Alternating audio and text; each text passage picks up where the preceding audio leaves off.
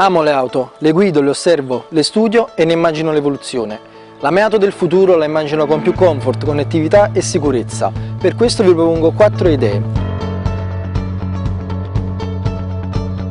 Vi è mai capitato di immettervi in una strada principale con scarsa visibilità laterale?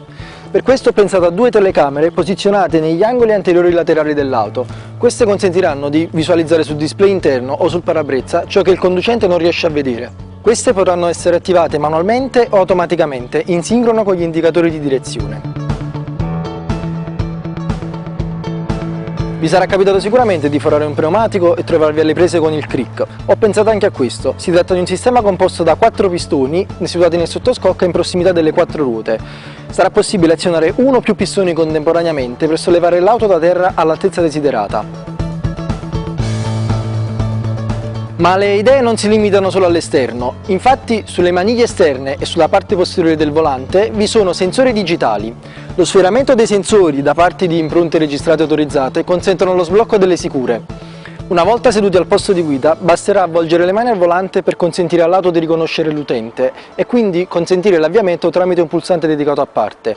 Contemporaneamente sterzo, cinture di sicurezza e sedile si regoleranno in base alle preferenze preimpostate dall'utente stesso e il computer di bordo si connetterà automaticamente ad app utili come Facebook, WhatsApp e simili.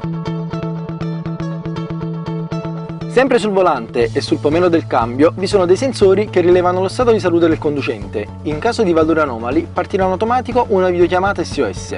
Sarà possibile effettuare la videochiamata grazie a un sistema di videocamere. Il sistema è composto da 3 videocamere, una nel cruscotto nel lato guida, una sul cielo dell'abitacolo e una sul tetto esterna. Le ultime 2 registreranno video a 360 gradi.